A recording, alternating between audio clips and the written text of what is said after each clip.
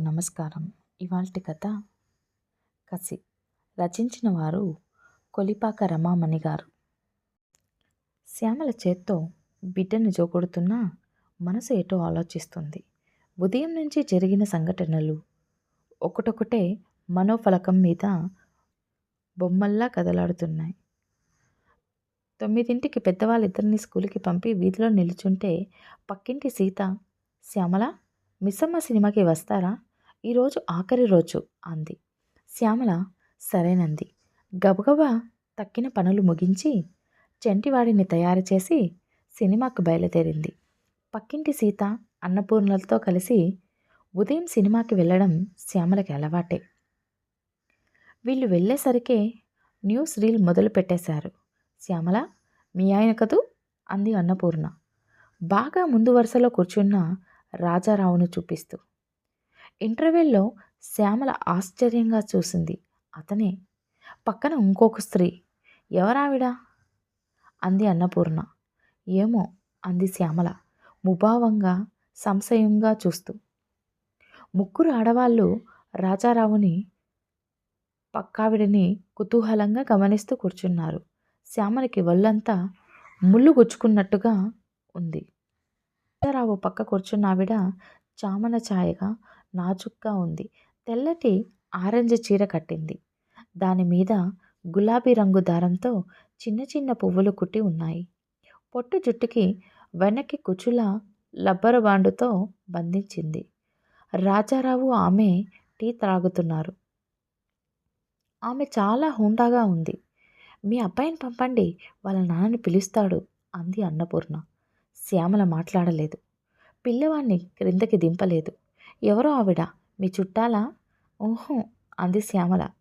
ఆయన ఆఫీస్లో పనిచేస్తుందేమో అంది సీత. లైట్లు ఆరాయి. సినిమా తిరిగి ప్రారంభమైంది. సినిమా అంతా చక్కటి హాస్యంతో నిండి ఉంది. ప్రేక్షకులు నవ్వుతున్నారు. సీత, అన్నపూర్ణ హాయిగా సినిమా కథలో లీనమైపోయారు. కానీ శ్యామల కళ్ళకి ఒక్క బొమ్మ కనపడలేదు.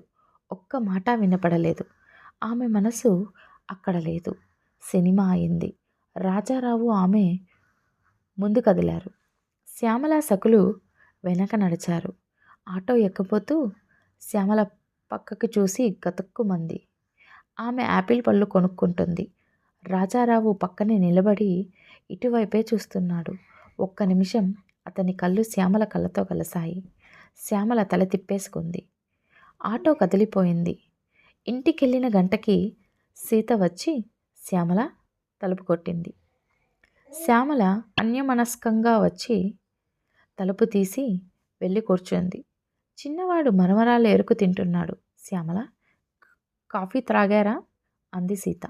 లేదు. అలా కూర్చుంటే ఏమవుతుంది శ్యామల?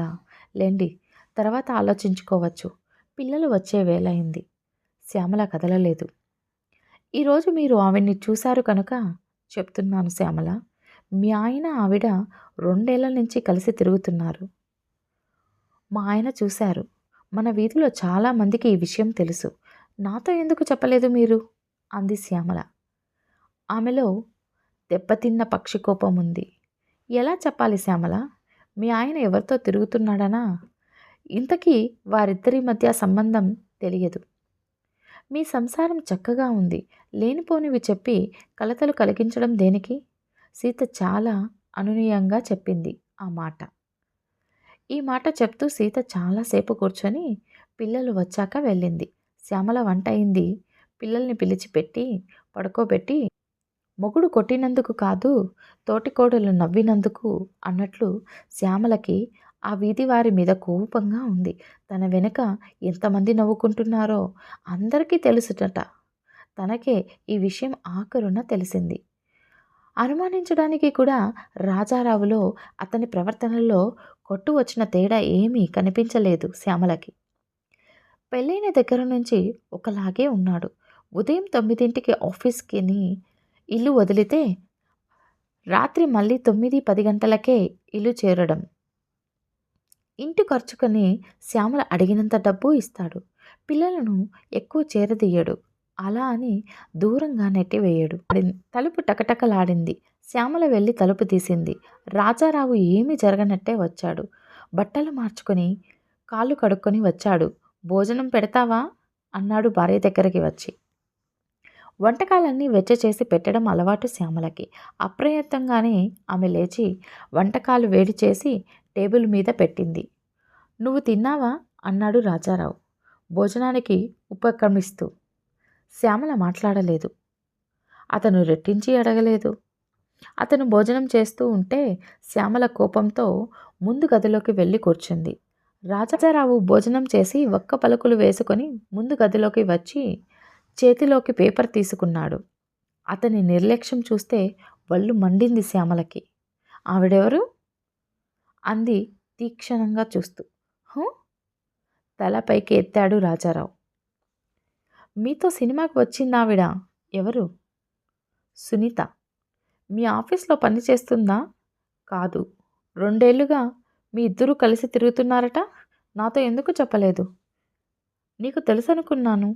ఎలా అనుకున్నారు? ఆమెలో కోపం రెట్టించింది. అందరికీ తెలిసినట్టే నీకు తెలిసి ఉంటుందని, లేదా ఎవరైనా చెప్పి ఉంటారని నాకెవ్వరూ చెప్పలేదు. రాజారావు మాట్లాడలేదు. మీ ఇద్దరిది ఎలాంటి సంబంధం? నువ్వు అనుకునేలాంటిదే. అంటే నేను భార్యని. ఆవిడ నాతో సమానం ఎలా అవుతుంది? ఉక్రోషంతో శ్యామల కంఠం జీరబోయింది. నీ మెల్లో తాళి కట్టాను, ఆమె మెల్లో కట్టలేదు. అదే తేడా. రాజారావు తాపీగా అన్నాడు. ఇద్దరు భార్యలా? అలాగే అనుకో. అతని నిర్భీతికి అసహించుకుంది శ్యామల. మీరిలా అన్యాయంగా మాట్లాడుతూ ఉంటే నేనిక ఏమనగలను? శ్యామల, ఉద్రేకం వద్దు. పావకాశంగా మాట్లాడుకుందాం తాపీగా అన్నాడు రాజారావు. ఆమె మాట్లాడలేదు. నాకు సునీతకి 3 ఏళ్ల నుంచి పరిచయం ఉంది. ఎలా అయింది, ఎక్కడైంది అంటూ పాత కథలు తిరిగి చెప్పుకోవడం అనవసరం. కానీ ఆ పరిచయం పెరిగింది. అనుకోని రూపం దాల్చింది. ప్రణయంలోకి మారింది. ఉద్రేకం వద్దు, పావకాశంగా మాట్లాడుకుందాం తాపీగా అన్నాడు రాజారావు. ఆమె మాట్లాడలేదు. నాకు సునీతకి 3 ఏళ్ల నుంచి పరిచయం ఉంది. ఎలా అయింది, ఎక్కడైంది అంటూ పాత కథలు తిరిగి చెప్పుకోవడం అనవసరం. కానీ ఆ పరిచయం పెరిగింది. అనుకోని రూపం దాల్చింది. ప్రణయంలోకి మారింది. అంతేగా? నువ్వు ఏ పేరుతో పిలిచినా అభ్యంతరం లేదు. కానీ మా ఇద్దరి మధ్య పరస్పరాకర్షణ పెరిగింది. ఆమె చదువు, తెలివితేటలు, విషయం, పరిజ్ఞానం, మాట తీరు నన్ను ఆవిడ వైపుకు లాక్కు వెళ్ళాయి. నాలో ఆవిడ ఏం చూసిందో కానీ సునీత నాకు చేరువైంది. మీరు వివాహితులని, పిల్లలున్నారని తెలుసా? సునీతకి మనింటి విషయాలన్నీ తెలుసు. అన్నీ తెలిసే మీతో అలా తిరుగుతుందా? అది నువ్వు అనుకున్నంత తొందరగా జరగలేదు శ్యామల. ఎంతో ఘర్షణ, మానసికంగా ఎంతో అశాంతి అనుభవించాం. చివరికి నా మనశ్శాంతి తుడిచేశారుగా. అయినా నేను మీకు అంతగా నచ్చకపోతే ఎందుకు చేసుకున్నారు? పెళ్ళి నువ్వు నచ్చకపోతే చేసుకునేవాడిని కాను. ఇప్పటికీ నీలో నాకేం లోపం కనిపించదు. అందుకే దాన్ని తగులుకున్నారు కసిగా అంది శ్యామల. రాజారావు ముఖం చిటపటలాడింది. అంత నిజంగా మాట్లాడకు శ్యామల. ఇప్పుడు నన్నేం చేయమంటారు? నాకు విడాకులిచ్చి ఆవిడని చేసుకుంటారా? నీకు నేను విడాకులు ఇవ్వను. ఎప్పటిలాగానే మన సంసారం నడిచిపోని. అదెలా సాధ్యం? ఆవిడ సంగతి, మీ సంబంధం తెలిసాక నేను మీతో కాపురం చెయ్యలేను. శ్యామల చరచర పడకల గదిలోకి వెళ్ళి చెంటివాడి పక్కన పడుకుంది. ఆమె మనసులో కోపం, ఉక్రోషం, ఈర్ష్య. కాసేపటికి రాజారావు వచ్చి తన మంచం మీద పడుకొని అన్నాడు. ఈ 3 ఏళ్లుగా నీకు ఏ సంగతి తెలీదు. మన సంసారం సాఫీగా సాగిపోతుంది. నా ప్రవర్తనలో తేడా ఏమీ నీకు కనిపించలేదు. ఇక ముందు నీ ఎడల నా ప్రవర్తన మారదు. నీకు, పిల్లలకి ఏ హాని జరగదు. మీరు మా నుండి దూరం కావడం కన్నా పెద్ద నష్టమేముంటుంది? శ్యామల కళ్ళల్లో నీళ్లు తిరిగాయి.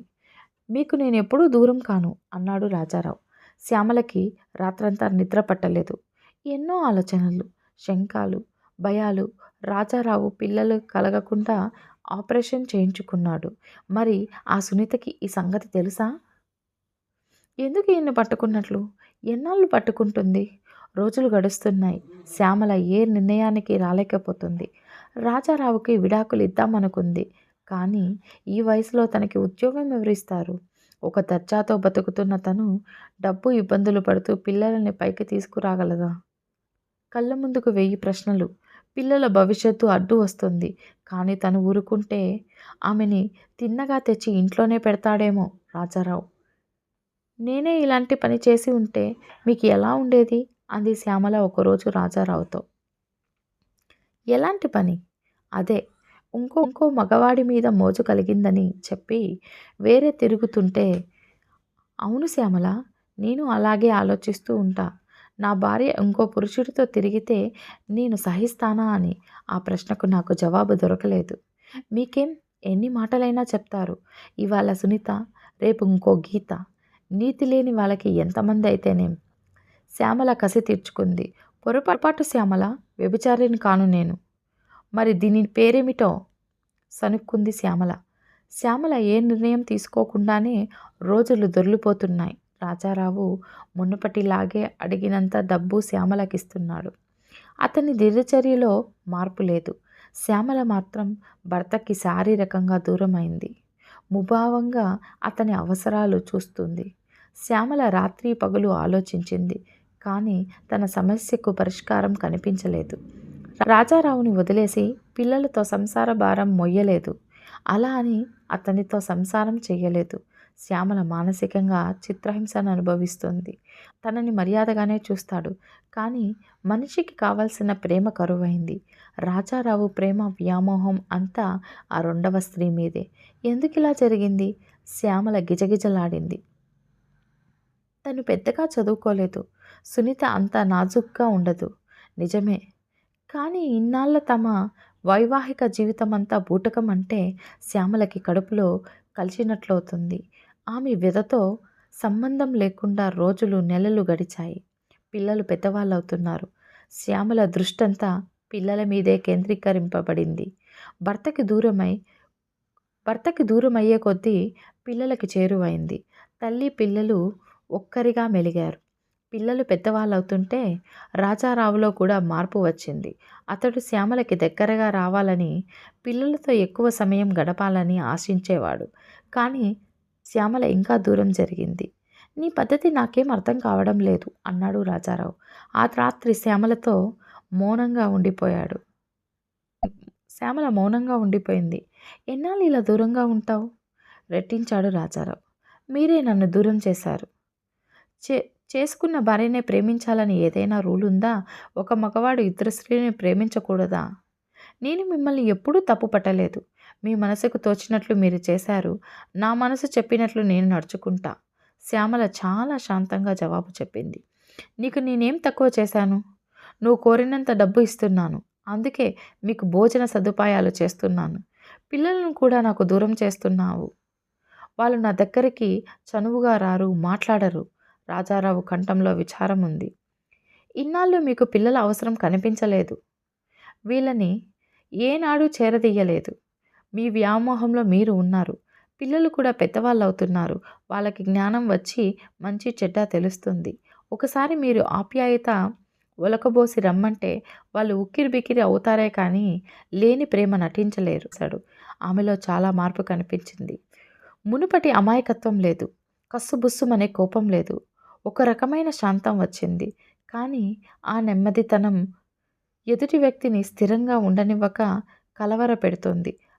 రాజారావు భార్యకి తిరిగి దగ్గరవ్వాలనే ప్రయత్నంలో విఫలమయ్యాడు. తన ఇంటికి తానే అతిథిలా మారాడు. పిల్లలు శ్యామల ఒకటి, తను పరాయివాడు. అతనికి హఠాత్తుగా సునీత మీద ఉండే వ్యామోహం, ఆకర్షణ తగ్గిపోవచ్చాయి. చేరువవుతున్న కొద్దీ వారిద్దరి మధ్య భేదాభిప్రాయాలు పొడచూపాయి. అతని లోపాలు ఆమెకి, ఆమెలోని బలహీనతలు తనకి తెలిసిపోయాయి. రాజారావు నిర్లిప్తంగా కాలం వెళ్ళబుచ్చాడు. పిల్లలు పెరిగి పెద్దవాళ్ళయ్యారు. చదువులు, వారి వ్యవహారాలు జరిపించారు. శ్యామల, రాజారావు కొడుకులిద్దరూ ఉద్యోగరీత్యా దూర ప్రదేశాల వెళ్ళారు.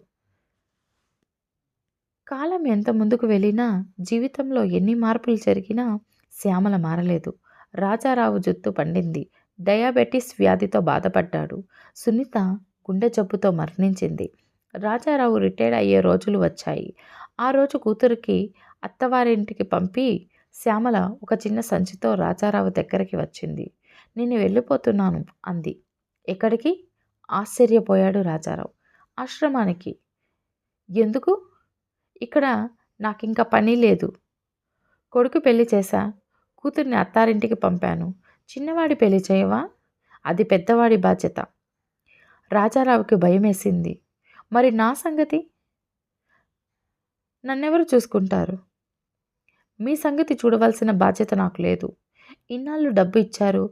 పిల్లల్ని పెంచి పెద్దవాళ్ళని చేశాను. మనిద్దరి మధ్య డబ్బు సంబంధం తప్ప ఇంకేముంది? ఇంకేమీ లేదా శ్యామల? ఎంత కఠినంగా మాట్లాడుతున్నావు? ఇంకే సంబంధం ఉంది? శ్యామల తనకి కళ్ళల్లోకి చూస్తూ సూటిగా ప్రశ్నించింది. రాజారావు కాసేపు సమాధానం చెప్పలేకపోయాడు. అన్యాయం శ్యామల. నన్ను ఈ వయసులో ఈ స్థితిలో వదిలి వెళ్ళిపోవడం. శ్యామల జవాబు చెప్పలేదు. సంచి చేత పట్టుకొని లేచింది. రాజారావు ఆమె చెయ్యి పట్టుకున్నాడు. వద్దు శ్యామల, నీ అవసరం నాకుంది. నువ్వు లేకుండా నేను ఎలా బ్రతకను? నా అవసరాలు ఎవరు చూస్తారు? నా మీద జాలితోనైనా ఉండిపో. నీకు మాత్రం ఓ తోడు వద్దా? ఒంటరిగా గడపగలవా? ఇన్నాళ్ళు ఒంటరిగానే గడిపాను. నాకు తోడు వద్దా అంటున్నారు. నాకో తోడు, మనసుకో ప్రేమ కావలసినప్పుడు మీరు ఇవ్వగలిగారా? ఎప్పుడైతే మీరు వేరే తోడు వెతుక్కున్నారో ఆనాడే ఒంటరిదాన్నయ్యాను. ఇప్పుడు నాకు కొత్త కాదు. శ్యామల తన చెయ్యి విడిపించుకొని ముందుకు సాగింది. రాజారావు ఆమె కఠిన హృదయానికి బాధపడ్డాడు. శ్యామల మెత్తని మనసు ఇంత కఠిన శిలలా ఎలా మారిందో. అతను కుప్పలా కూలిపోయాడు. కథ సమాప్తం.